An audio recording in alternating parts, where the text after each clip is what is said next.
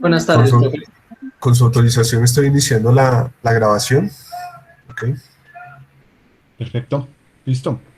Bueno, muchachos, entonces, como el profe Francisco lo indicaba, hoy vamos a ver una corta y muy concreta charla que para muchos de ustedes debería ser un recorderis sobre el tema de diseño de experimentos. Entonces, vamos a revisar algunas cosillas que en la mayoría de los casos yo miro la lista de asistentes y veo que en su mayoría veo que puedo decir que todos ustedes pasaron por diseño de experimentos conmigo y si no, pues lo vieron con el profe que trabajaba en su momento. Cuando yo llegué a tener algunas clases, el profe tenía uno o dos grupos por ahí de vez en cuando. Entonces, como les decía, esto es más bien un recorderis que sin embargo yo sé que va a terminar abriendo una cantidad de dudas, de preguntas, de inquietudes referente al diseño de experimentos ya propiamente llevado al contexto de sus trabajos de grado, digamos que a un contexto ya particular. Entonces, varias cosillas, siéntanse libres en el momento en el que tengan una duda de abrir el micrófono y preguntar de inmediato. ¿Listo? Nada de dudas al final, estamos en un contexto interactivo. Los invito a que cuando aparezca una pregunta, de una, ¡pum!, formúlela. ¿Listo? Active su micrófono sin ninguna vergüenza. Eh, Seguramente hasta el final van ustedes a quedar con algunas dudas que van de pronto a aparecer cuando ya estén ustedes revisando propiamente el tema de sus diseños de experimentos en el trabajo de grado o cuando ya inicien, por ejemplo, la tabulación estadística de sus resultados. Para esto, pues me pueden escribir un correo. Ahorita en un momento yo les voy a dejar en el chat mi correo para que ustedes me puedan escribir. Algunos otros pues ya tienen mi correo. Me pueden escribir y pues les cuento el tiempo es corto, o sea, estamos todos los profes estamos muy llenos de trabajo y muy cortos de tiempo, pero se mira a ver qué se hace. La idea es que no quede ninguna duda sin cubrir, que no quede ninguna duda por ahí sin dejarla ya cubierta, entonces dejarla ya satisfecha. Envíen un correo y revisamos cuándo nos podemos reunir en el caso que sea necesario. Si por el correo no les puedo responder directamente la inquietud. ¿Listo? Entonces, bien, les voy a compartir mi pantalla en este momento para que veamos la presentación que les mencionaba hace un momento.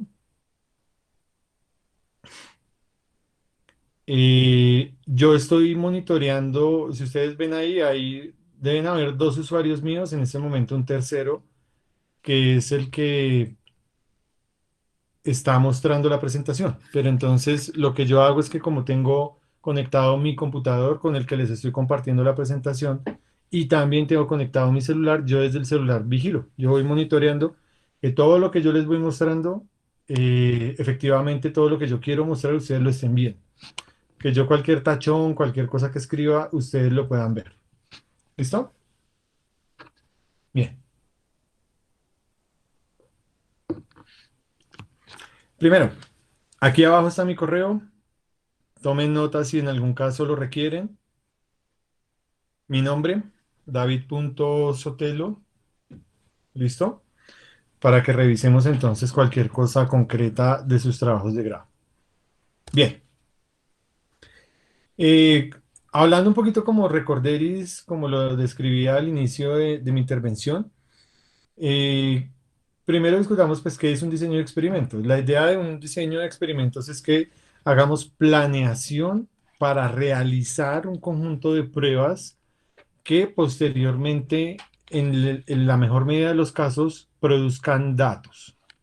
¿Listo? Que se produzcan datos. Aquí entonces es muy importante hablar de algo que ya vamos a describir en unas diapositivas más adelante. Estamos en un contexto en el que no es posible para la mayoría de ustedes o para un gran número de estudiantes o proyectos hablar de experimentación, propiamente como pensaríamos en ir al laboratorio, como pensaríamos en ir por ejemplo, a ir a desarrollar alguna prueba y a generar mediciones y datos. Muchos de ustedes están realizando trabajos que son bibliográficos. Se pueden hacer diseños de experimentos para ambos, ya lo voy a discutir. Sin embargo, La idea al realizar el diseño de experimentos es principalmente la planeación, para que la labor que se ejecute sea la necesaria para poder alcanzar un resultado que produzca la posibilidad de alcanzar posteriormente un objetivo. ¿Listo? La planeación, súper importante. ¿Listo? Como yo la decía hace un momento, ustedes en la mayoría de los casos no están desarrollando experimentación, no están trabajando en el laboratorio, sino que están desarrollando trabajos teóricos. Para el caso de los trabajos experimentales, tendremos en su momento la necesidad de hacer un análisis estadístico producto de todos esos datos que se van a obtener durante la experimentación. Bueno, también se puede hacer estadística con los datos obtenidos a partir de un trabajo teórico, a través de un trabajo bibliográfico. Se puede. No es, digamos que una cosa del otro mundo, pero pues también se puede hacer.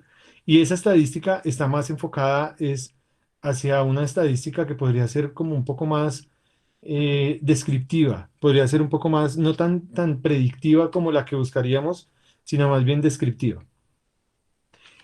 ¿Qué me encontraría yo en este caso? Encontraría entonces que en todas las situaciones lo que busco es responder interrogantes. ¿Cómo son llamadas esas interrogantes generalmente en el caso de que yo hable, por ejemplo, de trabajos experimentales? Esas interrogantes se traducen en hipótesis. ¿Listo? Hipótesis. Las cuales insistiré en que se pueden trabajar ya sea en trabajos, se pueden generar en trabajos experimentales y también en trabajos teóricos. Bueno, se pueden en ambos casos formular las hipótesis. Ese es el cuento, que estén bien formuladas, ¿vale? Pero se pueden en ambos casos. Bien, como lo decía hace un rato, sí se puede hacer diseño de experimentos en ambos casos. Lo puedo hacer tanto en trabajos teóricos como en trabajos experimentales. Y muchos de ustedes yo sé que ya están mucho más familiarizados de lo que, por ejemplo, yo les podría haber hecho esta charla hace un año y ya están más familiarizados con lo que es un trabajo teórico. Ya saben qué consiste en hacer una revisión bibliográfica, en qué consiste revisar bases de datos, en, por ejemplo, revisar historiales de Scopus, revisar revistas con cuartiles, ya saben qué es mirar estadísticas de publicación, en fin. Ya están un poco más familiarizados con ese tema de los trabajos teóricos. Por el lado de los trabajos experimentales, es el típico trabajo en donde yo voy al laboratorio o voy a ir a, mediante una serie de operaciones experimentales, ya sean en laboratorio, sean en planta piloto, voy a ir a obtener resultados y esos resultados me va a permitir posteriormente realizar el análisis de esos datos, el análisis estadístico. Bien, ¿cuál es el cuento de todo esto que estoy describiendo en el momento? Y es que la intención de hacer diseño de experimentos, esa intención de hacer diseño de experimentos es planear, ¿listo? Trazar un plan de trabajo. Que usted consulte el número de trabajos teóricos, el número de datos bibliográficos, el número de artículos científicos de revisión que le permitan tabular esos resultados obtenidos y obtener eh, resultados que le permitan a usted responder la interrogante y que posteriormente cumpla con el objetivo. ¿Listo? Que no le hagan falta artículos por revisar o que no le sobren artículos por revisar, que sería más cruel. Que usted revise o trabaje de más en una revisión bibliográfica y al final tenga demasiados artículos consultados y le sobre. ¿De acuerdo? Pues en diseño de experimentos usted puede planear cuántos artículos mínimos va a revisar para que sean los necesarios. Bien, en los trabajos experimentales es que usted planee sus experimentos, evidentemente, porque es diseño de experimentos. Entonces, la idea es que usted haga los experimentos requeridos. La misma cosa, pero experimentalmente. que es la misma cosa que en el trabajo teórico. O sea que usted haga el número de experimentos que necesita y ni que le sobren y desperdicie tiempo, reactivos, recursos y demás cosas, pero tampoco que le hagan falta. ¿De acuerdo? Esa es la idea, planear. Cuando usted ha hecho la planeación y después va a la parte de ejecución, cuando usted ejecuta, obtendrá posteriormente datos. Esos datos, usted tendrá que hacer una tabulación estadística. ¿Listo? Todo termina en la estadística. ¿Cuál es el cuento? Fíjese que esto es un proceso secuenciando donde tengo a uno, tengo a dos, tengo a tres y sucesivamente, ¿de acuerdo? Es un proceso secuencial. Así que cuando ustedes llegan a trabajo de grado y empiezan a hacer sus experimentos o empiezan a hacer su revisión bibliográfica y al final ya han obtenido sus datos y están haciendo la estadística y pretenden en ese momento hacer el diseño de experimentos, eso no va a cuadrar. Es muy difícil, es muy macheteado, ¿de acuerdo? Por eso aquí abajo está escrito con rojito, mire, se hace antes de. No cuando usted ya ha obtenido todos los datos y le toca ver cómo lo ajusta, se hace antes de. En clase, yo les decía a ustedes, muchachos, pensar en que yo haga toda mi experimentación y después de haber hecho experimentación, comience a tabular mis datos y cuando ya tengo los datos tabulados, ahí sí voy a ir a hacer el diseño de experimentos. Eso es tan bien hecho como pensar que usted se bañó. Usted se está vistiendo, usted se puso el pantalón, se puso la camisa o camiseta o lo que sea, la chaqueta, y se dio cuenta que no se puso la ropa interior. Usted no se puso calzones, pero aún así se los pone encima de la ropa. Así de bien se va a ver su diseño de experimentos hecho cuando ya hizo la experimentación, cuando usted ya terminó todo su proceso. ¿De acuerdo? Entonces el tema es que es muy, muy importante recordar que se hace antes de. ¿De acuerdo? Para algunos esto será común, para algunos que de pronto tengan fresquito el cuento de diseño de experimentos proveniente hablando de la clase, van a asociarlo mucho hacia algo que es llamado la guía de los 7 pasos.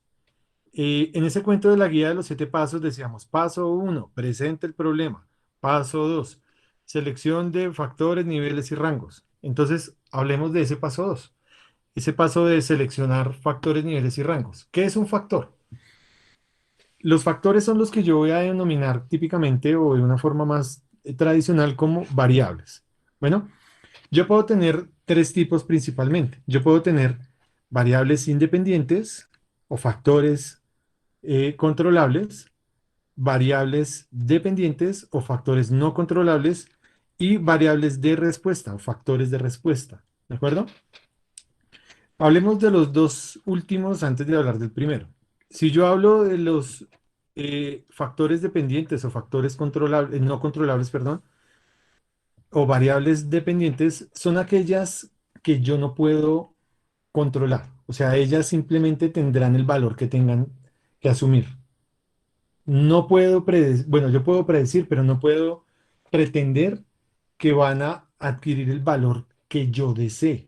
Bueno, yo lo puedo calcular y estimar más o menos cómo se va a comportar la variable, pero precisamente eso es lo que la hace dependiente. Ella toma el valor que deba tomar, ¿de acuerdo? La variable de respuesta es una variable que yo voy a medir al final de mi proceso. Es decir, si usted está interesado en medir, por ejemplo, el rendimiento, usted medirá, no sé, en gramos, se medirá porcentaje. Si usted está interesado, por ejemplo, en medir, no sé, voy a decir, cuánto se expande un gas, pues su variable de respuesta será el volumen, ¿de acuerdo? O cuál es la presión que genera este gas al expandirse, su variable de respuesta pues será la presión. ¿Qué hay que tener en cuenta sobre la variable de respuesta? Que es una variable que debe tener unidades. Si tiene unidades, si tiene unidades es porque es una magnitud, ¿de acuerdo? Y si es una magnitud, quiere decir que es medible. Bien, yo la puedo medir. ¿Listo? Y ahora sí, centrándonos sobre la variable denominada como independiente, es la variable que yo puedo controlar. Esa variable, yo primero tengo que establecerle un rango de trabajo. Es decir, que yo tengo que definir un límite inferior y un límite superior. ¿Listo? Límite, un valor mínimo y un valor máximo dentro del que se va a poder mover la variable. ¿Cómo establezco esos valores? Pues en algunos casos lo puedo hacer a través de preexperimentación. O sea, trabajo las variables con valores definidos después de que ya las he establecido, valores que no están ni muy arriba ni muy abajo, o los trabajo, bueno, eso depende mucho de cada caso. Y los puedo establecer experimentalmente, ¿listo? Y establezco mi valor mínimo y mi valor máximo para esa variable. El otro caso es en el que yo puedo recurrir, por ejemplo, a referencias bibliográficas, por ejemplo, artículos sobre temas similares o artículos sobre el mismo tema, pero posiblemente con alguna variación o bueno, qué sé yo. Cada uno de los trabajos tiene su particularidad. El caso es que bibliográficamente yo también puedo establecer cuál es ese valor mínimo y ese valor máximo en el que se va a mover la variable. Es decir, que puedo establecer el rango de trabajo de esa variable. Después de establecido ese rango, yo tengo que darle niveles a la variable. ¿Cuáles son los niveles? Los valores que tomará la variable dentro del rango. ¿De acuerdo? ¿Cuáles serán los valores que tendrá la variable en ese rango? Si yo voy a decir que, por ejemplo, mi variable es la temperatura. Si mi variable es la temperatura, yo hablaría aquí de una temperatura 1, de una T2 y sucesivamente. ¿De acuerdo? Esa sería la idea, perdón, 4, perdón, estaba pensando en el 5 acá. Y aquí entonces tendré la temperatura mínima y la temperatura máxima dentro de la que se puede mover la variable. No puede exceder de ahí ni puede estar muy arriba ni muy abajo de ese valor. ¿De acuerdo? Hasta ahí. ¿Se ha entendido, muchachos? ¿Alguna pregunta? Todo claro, profe. Todo claro, profe. Muy bien, gracias. Fíjense en el siguiente escenario. Usted está, ay, perdón. Usted está precisamente estableciendo sus variables. Usted está, a ver, estableciendo sus variables y usted se da cuenta que como variables independientes, usted tiene, no sé, voy a decir que tiene la variable A, tiene la variable B, la C, la D y la E. Usted se da cuenta que son tres, cuatro, cinco variables que usted considera que son relevantes, que son importantes, que usted considera que son influyentes sobre su resultado final o sobre su variable de respuesta. ¿Listo? Muchachos, trabajos de grado donde yo tengo ese tipo de opciones, donde tengo tantas variables independientes, no son recomendables, por lo menos para el contexto de ustedes que es en pregrado. Trabajar con tantas variables es literalmente echarse una soga al cuello, porque significa que su experimentación tendrá que ser muy corta, muy concreta, con resultados muy, muy, muy inmediatos, en donde usted puede sentarse a tabular rápidamente y hacer el proceso estadístico y sacar sus conclusiones inmediatamente. ¿Listo? Su experimentación con tantas variables tiene que ser muy concreta. Como eso no es muy usual que suceda, lo más adecuado es que usted se defina por más o menos dos o tres variables, no más de esas, dos a tres variables, que sean las que de verdad, mejor dicho, usted diga, no la puedo eliminar, porque si la elimino, mejor dicho, le quito la columna vertebral a mi experimentación. Escoja dos o tres variables, ¿listo?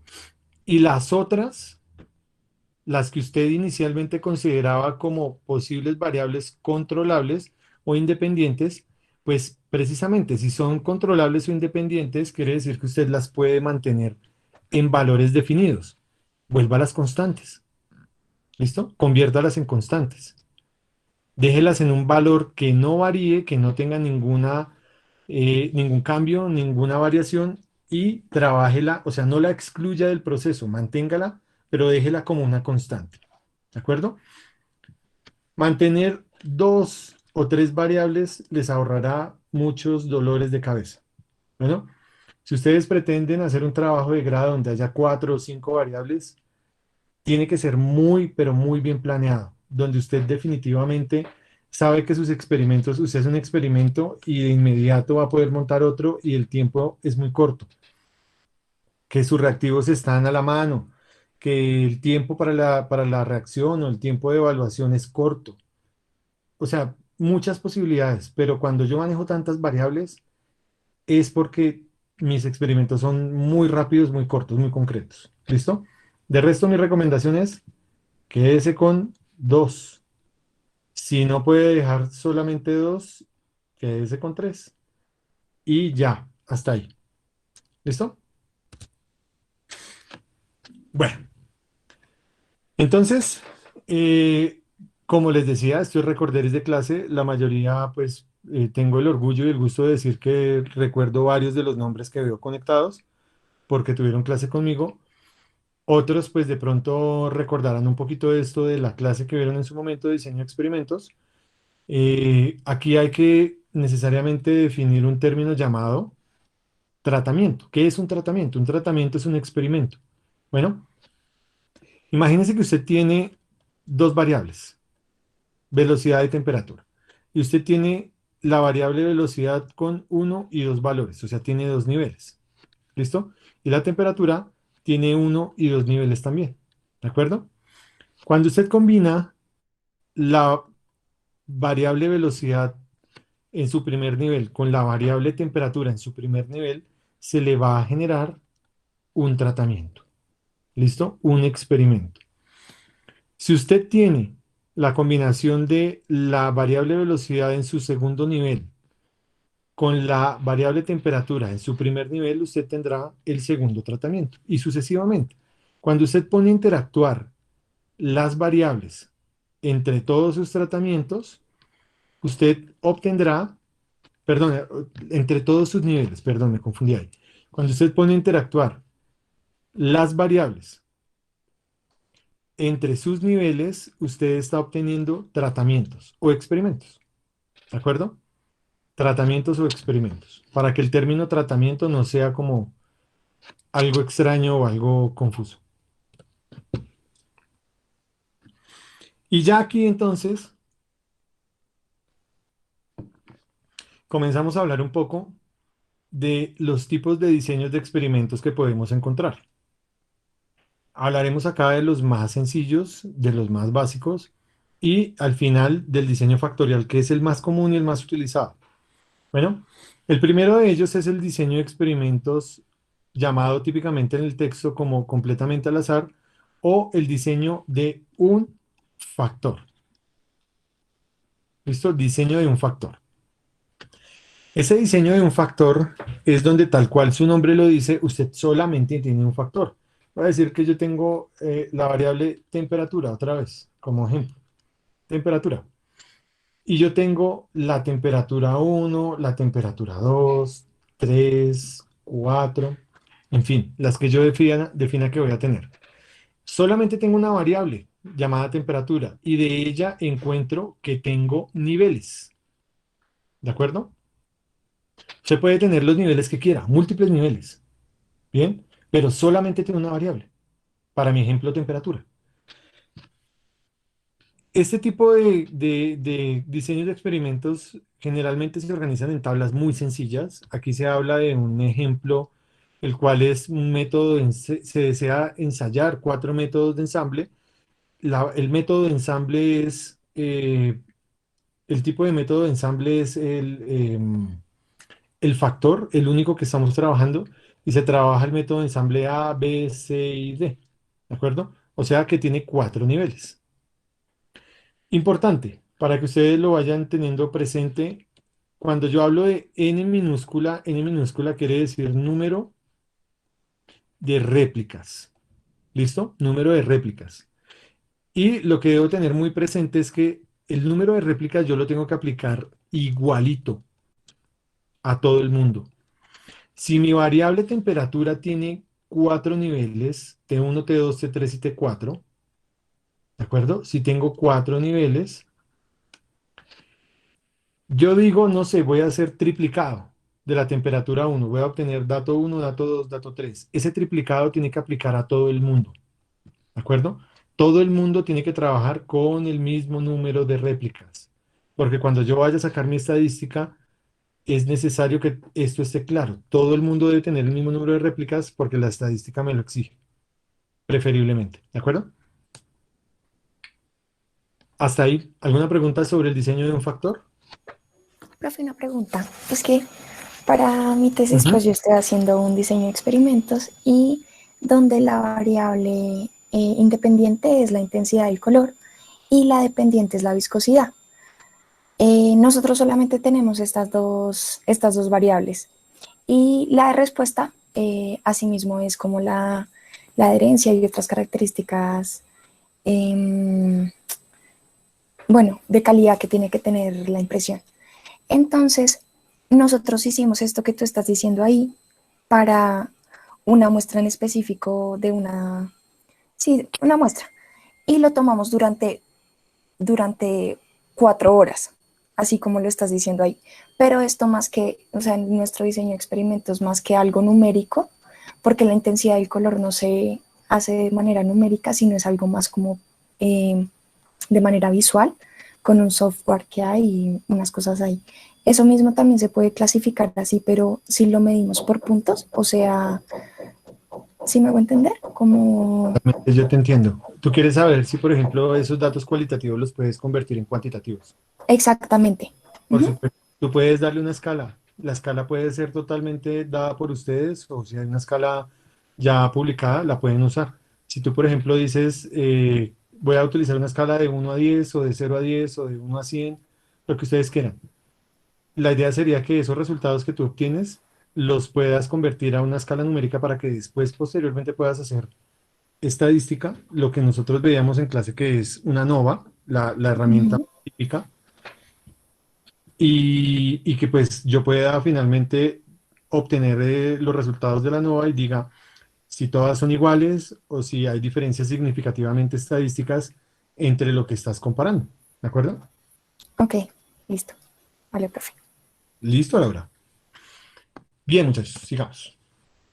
El siguiente tipo de diseño de experimentos, que esto lleva el mismo orden que trabajamos en la clase, es el diseño denominado en texto como el diseño de bloques completos al azar,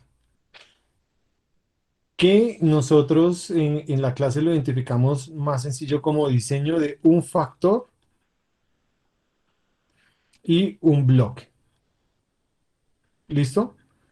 De pronto, para los que no recuerdan o no están familiarizados con el término bloque, no es como algo que soporta, no es algo que sostiene, sino realmente es un factor que bloquea. ¿Listo? Un factor que está inmerso ahí dentro de la experimentación porque es fuente de variabilidad. Ese diseño de experimentos que se trabaja contemplando un factor y un bloque es un diseño de experimentos donde hay dos variables. ¿Listo? Hay dos variables. Yo digo que tengo la variable A y tengo la variable B. Sin embargo, en este tipo de diseño de experimentos, yo considero, para mi ejemplo, que jerárquicamente es muchísimo más importante la variable A frente a la B. Yo digo que sí, la B es importante y ay, tan tierna que es, y la voy a agregar, pero realmente a mí me interesa la variable A, ¿de acuerdo? Entonces, jerárquicamente, en nivel de importancia, yo considero que el diseño de un factor y un bloque es un diseño donde yo tengo una variable que es principal, la variable que es totalmente relevante, e incluyo un factor de bloqueo porque es fuente de variabilidad y afectará la variable de respuesta, pero realmente no es el centro del diseño de experimentos. La voy a considerar como si ella fuera. Por este lado digo que la variable relevante o la que consideraré el factor de tratamiento será la variable principal y consideraré a la variable de bloqueo como una variable secundaria. La agrego porque es fuente de variabilidad, pero realmente no me interesa tanto evaluarla. Me interesa es porque afecta el resultado. ¿De acuerdo? Entonces, en este tipo de diseños de experimento, lo regular es que la información se organice como se muestra en la tabla. Este ejercicio viene de la clase práctica de diseño de experimentos, en donde si ustedes se fijan acá, se habla de que tengo método de ensamble como variable única de este planteamiento de diseño de un factor. Pues ese método de ensamble se puede ver afectado dependiendo del operador, en un ejemplo que se trabaja en la clase. Ese método de ensamble se puede ver afectado por el operario que ejecuta el ensamble. ¿De acuerdo? Entonces, yo considero el método de ensamble como mi variable principal, ella es la primaria, y al operario la voy a considerar como secundaria en el ejemplo que se trabaja en la clase. El caso es que al final yo debo recordar algunas cosillas para poder hacer correctamente el planteamiento de diseño de experimentos de este tipo, en donde yo voy a recordar que la variable principal es denominada como de tratamientos,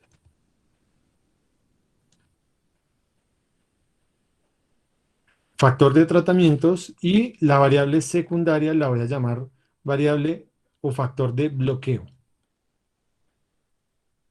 o de bloque. ¿Listo? Factor de bloqueo. Por lo tanto, debo recordar que si yo voy a trabajar con una hipótesis nula e hipótesis alternativa, en el caso que sea necesario, porque no siempre lo es, esas hipótesis se van a realizar para el factor de tratamientos. ¿Listo? Que es el relevante, es el principal. Y al final yo voy a poder sacar las conclusiones, haré mi ANOVA y toda la cosa. Y veré entonces, dependiendo del diseño de experimentos, si estoy trabajando cómo saco mis conclusiones. Si apruebo o rechazo la hipótesis nula y me voy con alternativa, o cómo dan mis resultados. ¿Hasta ahí alguna pregunta?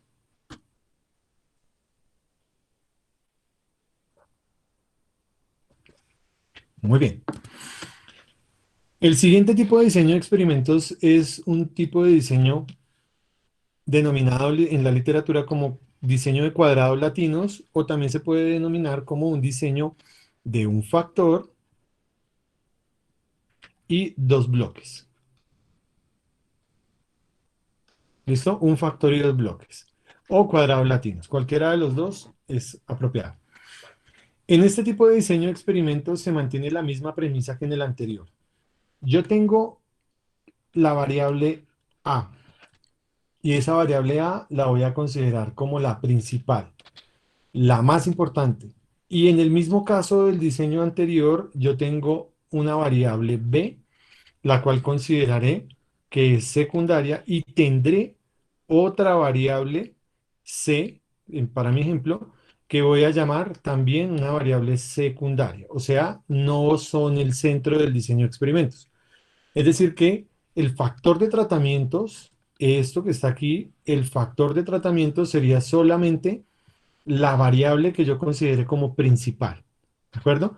Y las otras dos, la variable para nuestro ejemplo B y C, que son secundarias, igual que en el caso anterior, las agrego porque son fuente de variabilidad de la variable de respuesta, afectan el resultado, pero no es mi interés particular, o no es mi interés puntual evaluarlas a ellas. ¿Listo? Esta tablita que estamos viendo nosotros acá es una tabla de un típico diseño de cuadrados latinos. Entre otras cosas, en clase molestamos con esto preguntando, oiga, ¿por qué se llama cuadrados latinos? Y les patina porque uno los manda a uno a preguntar. Yo les digo, muchachos, consulten por qué se llama cuadrados latinos. Nadie consulta, todo el mundo se lo olvida, y hacemos quiz de eso y bueno, en fin. Se llama cuadrados latinos porque es muy sencillo, porque es una matriz cuadrada que incluye literales. Matriz cuadrada quiere decir que tiene que ser, si tengo tres variables, donde tengo variable A, B, C, A, B y C, o sea, tengo tres variables, una principal y dos secundarias. Si la variable principal tiene tres niveles, ¿listo? Si tiene tres niveles, voy a decir variable principal con tres niveles, las otras dos, las secundarias, también deben tener tres niveles. Por eso da una estructura cuadrada. Si la variable principal tiene 4 niveles, las otras dos también deben tener 4 niveles. Y así sucesivamente. Aquí se está mostrando un ejemplo que se trabaja en clase, en donde se quiere evaluar eh, marcas de llantas. ¿Listo? Entonces voy a decir que el factor de tratamientos son marcas de llantas. Marcas de llantas. ¿Listo? El factor a evaluar son marcas de llantas de vehículo, de carros. ¿Listo? Las cuales están denotadas por los literales A, B, C y D. ¿Listo? Yo tengo los factores secundarios, los cuales son posición, ¿de acuerdo? Posición, donde a mí me interesa la posición que puede ocupar la llanta en el vehículo. Puedo ocupar la posición adelante a la izquierda, adelante a la derecha, atrás a la izquierda y atrás a la derecha. ¿Listo? Entonces, posición 1, 2, 3 y 4.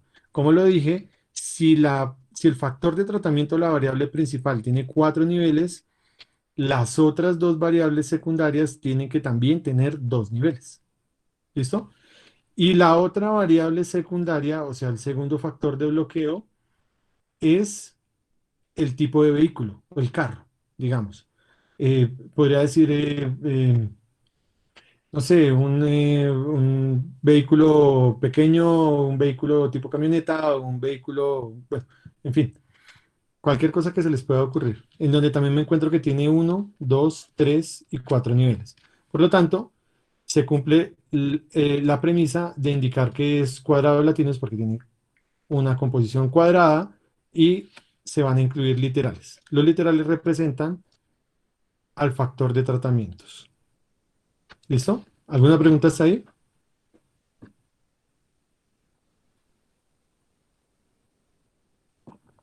¿Ninguna? Bueno, digamos que ahí podría seguir otro tipo de diseño de experimentos que es el diseño, si estábamos hablando anteriormente de cuadrados latinos, el siguiente diseño sería un diseño del tipo grecolatino, pero nos vamos a saltar ese porque ya viene más bien el tipo de diseño más trabajado, el más utilizado tanto en la experimentación académica como en la industria, en fin. El diseño factorial es el diseño donde yo tengo múltiples variables y todas las variables tienen la misma relevancia. Yo puedo decir que tengo dos factores, tengo el factor A y tengo el factor B, y ambos para mí son principales, ¿de acuerdo? Ninguno de los dos tiene un papel secundario como lo podría tener en los casos anteriores. Ambos son relevantes. O yo podría tener un tercer factor y él también tendrá un papel principal, ¿de acuerdo? En este tipo de diseño de experimentos, yo me voy a encontrar con la forma en la que típicamente se expresan los diseños factoriales, que es, por ejemplo, indicar que tengo un factor que va a interactuar con otro factor. ¿Cuántos niveles tiene ese primer factor? Tiene 2 niveles. ¿Cuántos niveles tiene ese segundo factor? También tiene 2 niveles. ¿Cómo puedo resumir esto? Yo lo puedo trabajar diciendo que sí, es un 2 por 2, o lo puedo trabajar diciendo que es un 2 a la 2, ¿de acuerdo? Donde aquí con la potencia a la 2 estoy indicando el número de factores. Y este 2 está indicando el número de niveles, ¿de acuerdo? Número de factores y número de niveles. No es obligatorio, no es necesario que se trabajen diseños de este tipo donde sean 2 factores y 2 niveles o 3 factores y 3 niveles. Se pueden trabajar, por ejemplo, casos como este, tener un factor que tiene 3 niveles interactuando con otro factor que tiene 2 niveles. ¿Listo?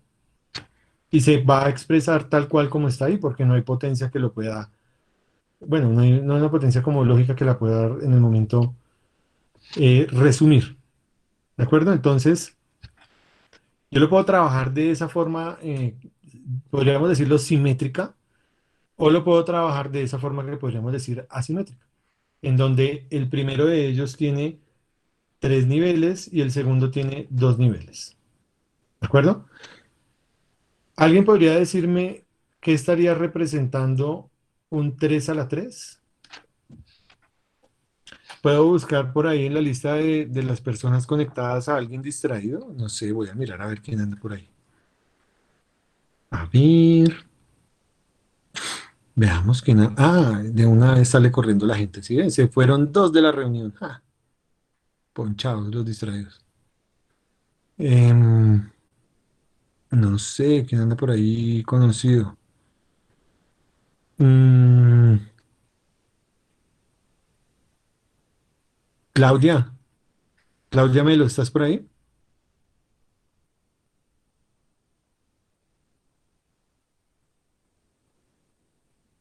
Claudia, me van a hacer sacar la ouija. Claudia Melo, si estás entre los presentes, manifiéstate. Bueno. Gabriela Gómez, ¿estás? Sí, profe, aquí estoy. Uy, te escucho súper lejos, pero estás. Sí, ¿ya me escuchas mejor? Sí, desde más allá, pero bueno, por lo menos no estás como Claudia. Gabriela, Eh, Profe, pues supongo que serían tres factores con tres niveles. o sea que lo podríamos representar como Tres, tres por tres, no un sé. 3 por 3. Sí, muy bien, Gabriela, bien. Le pega. Sí. Vale, hiciste un número. Mentiras, Gabriela, muy bien. Sí, tal cual como lo acaba de decir Gabriela. Entonces, aquí yo estaría representando que tengo 2 factores. 3 por 3. De pronto le faltó a Gabriela aquí 3 por 3 por 3. Bueno, yo estoy teniendo aquí 3 factores, 1, 2 y 3, y cada uno de ellos tiene 3 niveles. ¿Listo? 3 por 3 por 3. Esto se puede representar gráficamente y esa representación gráfica se denomina como arreglo factorial, ¿vale?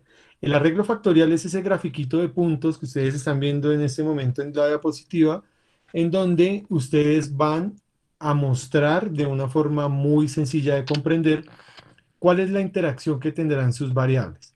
En este primer ejemplo que estamos viendo, en todos los casos tengo 2 variables, la variable velocidad y la variable profundidad, sin importarme unidades, sin importarme nada relacionado, solamente el ejemplo pretende explicar cómo es el cuento de la interacción o la construcción del arreglo factorial. El diseño de experimentos factorial más básico o más simple que yo puedo tener es el 2 a la 2. Ese diseño de 2 a la 2 implica que yo tengo uno y 2, 1 y 2 niveles para mis 2 variables, ¿de acuerdo? Y en ese arreglo factorial, los puntos representan la interacción entre ambas variables, entre sus niveles. La variable profundidad, digamos que tiene un nivel 1 y tiene un nivel 2. La variable velocidad tiene un nivel 1 y tiene un nivel 2. Este puntico que ustedes están viendo en el momento es un punto que representa la interacción entre el nivel 1 y 1 de ambas variables. Este otro puntico es un punto que representa la interacción entre el nivel 1 de la velocidad y el nivel 2 de la profundidad. Y así sucesivamente. Este puntico que estamos pintando en este momento allá arriba representa el nivel 2 de velocidad interactuando con el nivel 2 de profundidad. ¿Vale? Por lo tanto, pregunta. ¿Quién me responde sin necesidad de recurrir a la lista de conectados? ¿Cuántos experimentos o tratamientos tengo en total en este diseño de experimentos del 2 a la 2?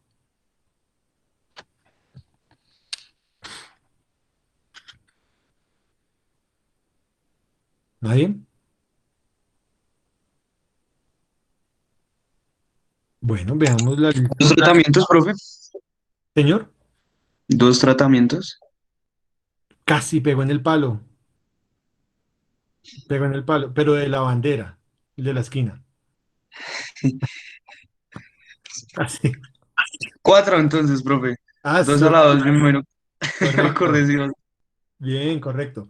Aquí tengo 4 tratamientos. Listo, pegó en el palo, pero rebotó y entró bien. 4 tratamientos o experimentos, ¿de acuerdo? 4 tratamientos. Por lo tanto, si yo hablo de, por ejemplo, un diseño de este tipo, el cual es un diseño de 3 por 3, que podría yo resumirlo como un 3 a la 2, ¿cierto? Un 3 a la 2. Este diseño de experimentos está mostrando el nivel 1, nivel 2 y nivel 3 de profundidad frente al 1, el 2 y el 3 de la velocidad. Y cada punto entonces yo ya sé que está mostrando ahí. Por ejemplo, este puntico del centro está mostrando la interacción del nivel 2 de la velocidad con el nivel 2 de la profundidad. ¿De acuerdo? Este otro puntico está mostrando la interacción del nivel 2 de velocidad con el 3 de profundidad y demás. Yo creo que ya la idea está entendida. ¿Alguien podría decirme cuál es el total de tratamientos que tiene este planteamiento, este tipo de diseño de experimentos?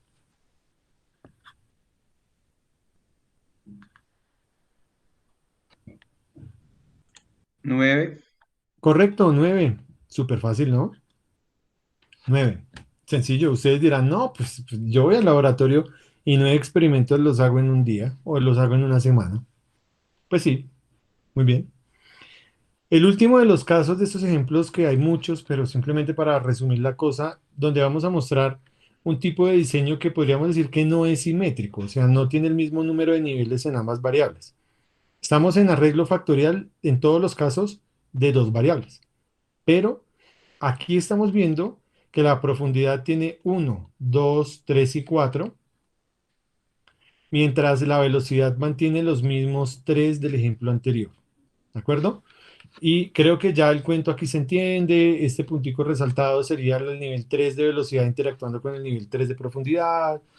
Este puntico por acá resaltado sería el nivel 1 de la velocidad con el 4 de la profundidad. Bueno, yo creo que ya la idea se ha entendido. ¿Cuántos tratamientos tengo en total en este planteamiento?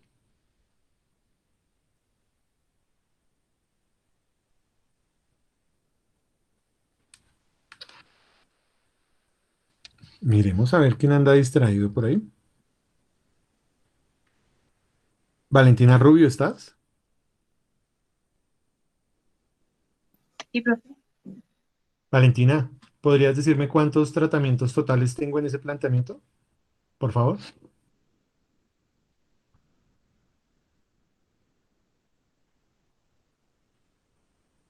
9, profe. No. Cada punto representa un tratamiento o una interacción o un experimento. Profe, 12. Correcto. 12, ¿cierto?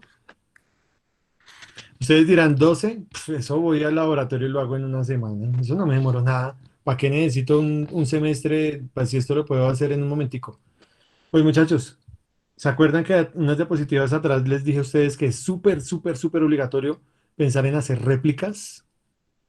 Que hay que pensar en un número de réplicas igual para todo el mundo. Pues si usted esta interacción de nivel 1 y 1 entre velocidad y profundidad la va a hacer por triplicado, a todo el mundo lo tiene que hacer por triplicado. ¿Listo? Entonces lo que usted originalmente ve como 4 tratamientos o 4 experimentos, realmente se le van a convertir en 12 tratamientos. Porque si hace triplicado para uno, los tratamientos son triplicados para todo el mundo. Entonces, si usted piensa que en el segundo planteamiento, el segundo arreglo factorial, donde son 9 experimenticos, y usted lo va a hacer por triplicado para todo el mundo, sus 9 experimentos literalmente se triplican. Entonces, ya no son 9, sino ahora son 27. Y si usted piensa que va a ser triplicado en ese tipo de diseño de experimentos donde tiene 12 tratamientos, un 4 por 3, sus 12 experimentos se vuelven ahora 36. De aquí viene la importancia de planear correctamente sus experimentos, porque eso que usted piensa que son unos 4 experimenticos, si los va a duplicar son 8, si los va a triplicar son 12, si los va a hacer por 5 son 20. Bueno, aquí es donde viene a cobrar relevancia el cuento de la planeación. ¿Listo? Como ustedes pueden darse cuenta, en todos los casos Profe, estábamos hablando, dime. profe, perdóname una pregunta. A lo que te refieres, digamos, es que todas las personas de trabajo de grado tienen que hacer duplicados sus experimentos o... No, eso depende mucho de tu trabajo de grado, de tu experimentación. Ah, A lo que voy es que lo que discutíamos en su momento en clase, y es que yo no puedo confiar en un único resultado. Yo no puedo confiar estadísticamente que hice un experimento y ya, me dio perfecto, me casé con él, entonces ya soy feliz. Es necesario hacer una confirmación al menos, un duplicado. Y si el duplicado realmente se parece numéricamente o si le hago algo de estadística y no dista o no tiene una dispersión muy grande sobre el primero, bueno, está bien, me puedo quedar con el duplicado. Si es necesario, puedo hacer triplicado y reviso cómo está mi estadística entre esos 3 datos. Si los 3 son dispersos, si no son reproducibles, habrá que recurrir a hacer 4, 5, los que sean necesarios. listo, profe, gracias. Pero siempre, siempre con gusto, Gabriela. Pero siempre, siempre es muy importante pensar en hacer al menos un duplicado, porque yo no puedo confiar que un único resultado, ya con ese dio y con ese me convencí, con ese, mejor dicho, ya curé el cáncer. Bueno, bien. Como ustedes lo vieron en la diapositiva anterior, en todos los casos estábamos hablando de solamente 2 factores. ¿Qué pasa o cómo es la figura geométrica cuando yo me extiendo a trabajar 3 factores? ¿Cómo queda ese arreglo factorial en 3 factores? Fíjense que aquí tengo el factor A, el B y el C. Ese arreglo factorial para 3 factores, donde yo, por ejemplo, lo expreso como un 2 por 2 por 2, o lo expreso como un 2 a la 3, va a generar una figura geométrica que es un cubo, ¿de acuerdo? Insisto, cada puntico, cada uno de ellos va a representar, o cada vértice para esta figura, va a representar una interacción entre los diferentes niveles de esas variables. Bien, ¿qué pasa si yo, por ejemplo, tengo las mismas 3 variables? Tengo variable A, tengo la variable B y tengo la variable C. ¿Qué pasa si, por ejemplo, yo extiendo la cosa un nivel más para una de ellas, en donde A tiene 3 niveles, B tiene 2 y C tiene 2? Queda un diseño de experimentos factorial de este tipo, un 3 por 2 por 2, que no se puede expresar por una potencia, ¿vale? Y voy a generar una figura geométrica que ya no es un cubo, esto es un paralelopípedo, en donde voy a ver otra vez el mismo cuento. Cada puntico, cada vértice representa la interacción entre esas variables. Pregunta, muchachos, ¿cuántos tratamientos hay para el caso del cubo? ¿Cuántos tratamientos hay?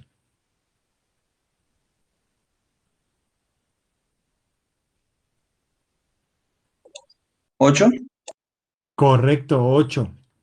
Y podría confiar en que un solo experimento es confiable, o sea, podría pensar que con uno solo basta.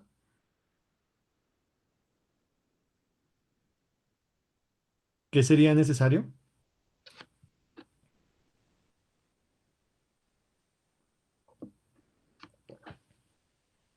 Muchachos, ¿Una réplica? hacer réplicas. Entonces, piense que usted lo hace por duplicado. Sus 8 experimentos se le volvieron 16. O piense que lo hace por triplicado. Sus 8 experimentos se le volvieron 24. Aquí es donde vuelvo e insisto y enfatizo mucho. La planeación es relevante y es muy importante, porque a partir de esto, de hacer el diseño factorial antes del trabajo de grado y, bueno, antes de la experimentación, es donde usted se va a dar cuenta si realmente el tiempo le da para hacer lo que usted pretende.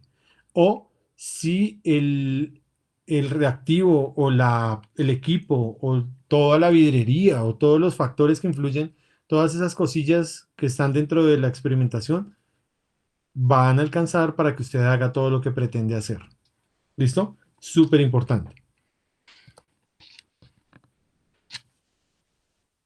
Algunas recomendaciones para poder tener en cuenta ustedes al momento de, bueno, es que esta charla ahorita es un cuento, pero deberíamos haberla hecho un poquito más atrás, pero en fin, no importa.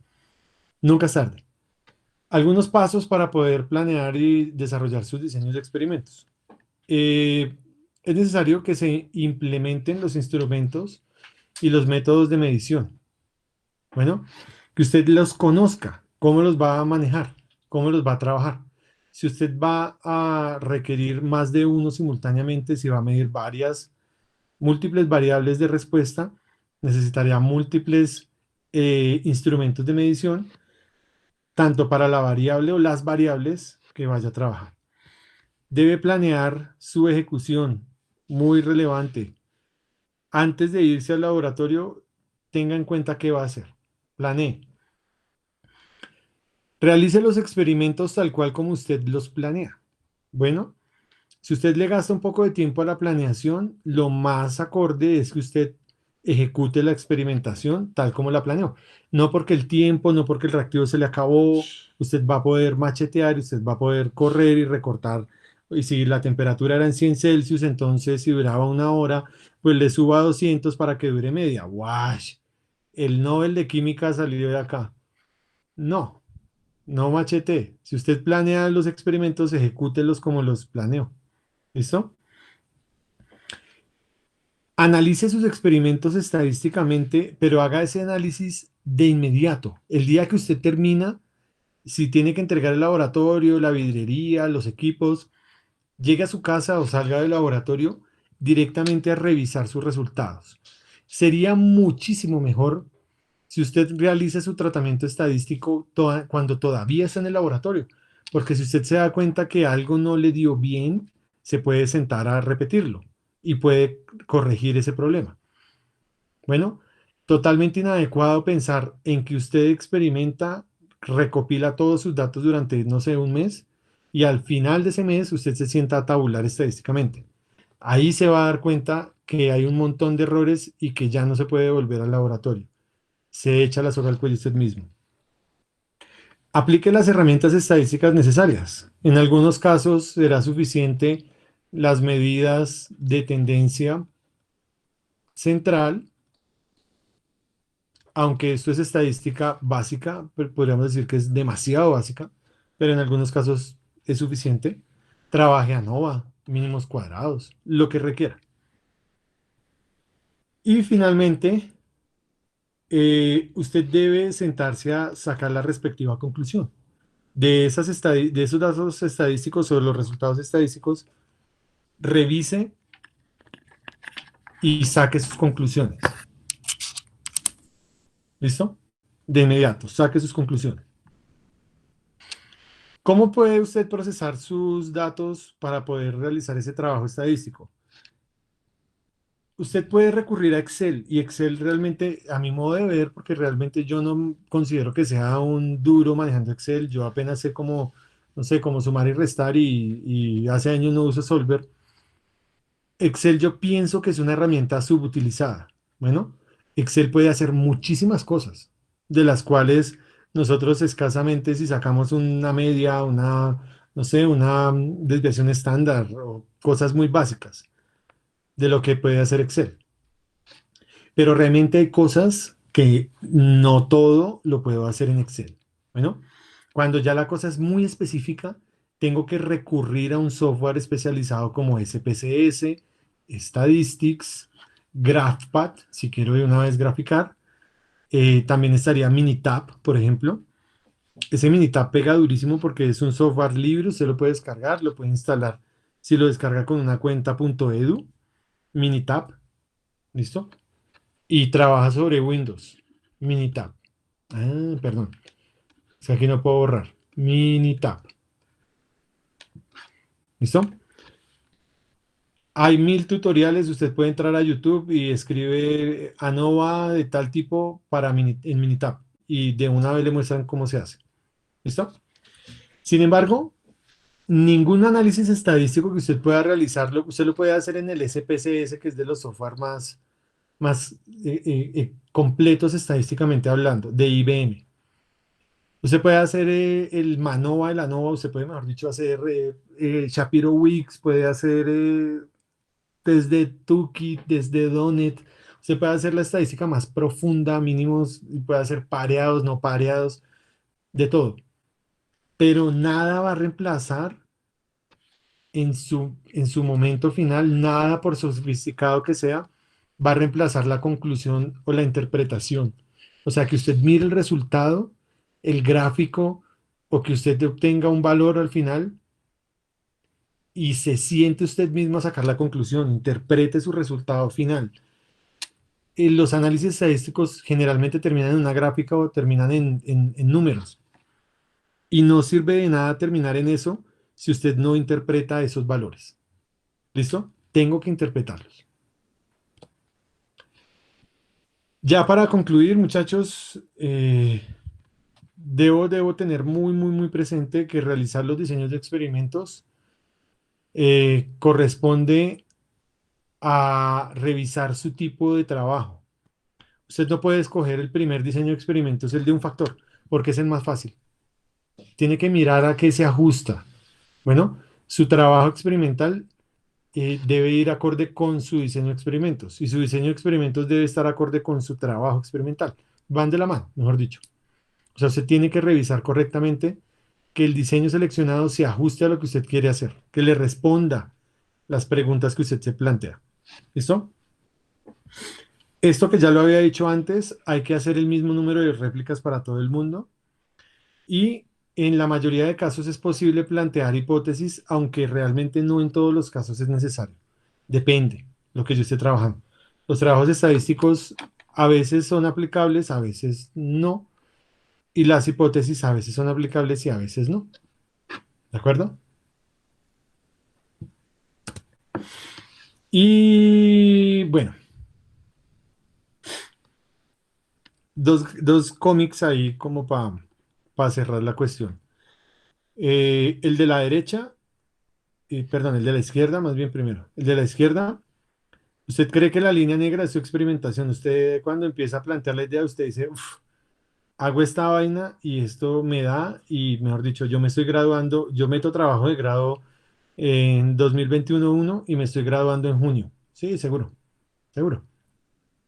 La línea roja es la verdadera experimentación. Cuando usted entra al laboratorio, es cuando se da cuenta realmente cómo es la cosa. Bueno, yo personalmente digo, desconfíe de los experimentos donde le dé todo bien. Desconfíe definitivamente. Revise, confirme, verifique sus resultados, verifique su proceso. Si todo le está dando bien, desconfíe, de verdad.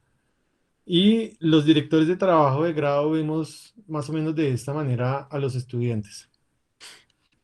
Bueno, usted dice, ay, es que mi profe no me entiende, es que, ay, es que hoy amanecí como de buen ánimo, pero el profe me bajó el ánimo, tengo tantas ganas de trabajar, yo ya me quiero graduar porque quiero conseguir trabajo, yo ya quiero empezar a ganar como ingeniero. Realmente nosotros de directores de trabajo de grado los vemos de esta manera. Ustedes están haciendo un trabajo de grado y para nosotros la relevancia del momento es que saquen adelante ese trabajo de grado. Bueno, cuando han terminado se dan cuenta que realmente uno tenía razón. Dedíquese a lo que debe hacer, siéntese a trabajar, no se vaya de Semana Santa, aproveche la Semana Santa y haga lo que pueda en su casa, adelante. Cuando termine todo ese proceso, viaje, pasee, haga todo lo que quiera. Pero ahorita, mi trabajo como director es enfocarme en que usted saque adelante ese trabajo de grado. ¿Listo? Entonces, yo por lo menos como director no me la paso preguntándole, ¿y cómo está la familia? ¿Cómo está no sé qué, el perrito, el gatico? Bueno, y muchachos, eso es todo por el día de hoy. David, muchas gracias. Profe, antes de que te Con vayas, mucho gusto, profe una Harvey. pregunta. ¿Te escucho? Lo que pasa es que, bueno, no sé si tú o los profesores del comité sean las personas adecuadas para responderme, pero nosotros recibimos un correo el día 26 de marzo con el cronograma de fechas de entrega de los trabajos de grado. Bueno, este correo decía que el 19 de marzo había que entregar para grados de junio. Mi pregunta va, si entregamos en la próxima fecha de entrega, que es el 25 de junio, ¿tendríamos que pagar otro semestre? Gracias, Gabriela. Ya ahorita tocamos el tema. Por favor, quien haya empezado la grabación lo puede parar en este momento.